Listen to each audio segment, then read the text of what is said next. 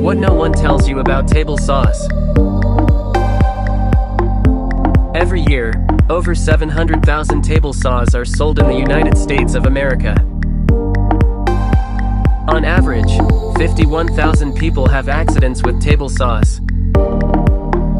33,000 of these people have to visit the ER.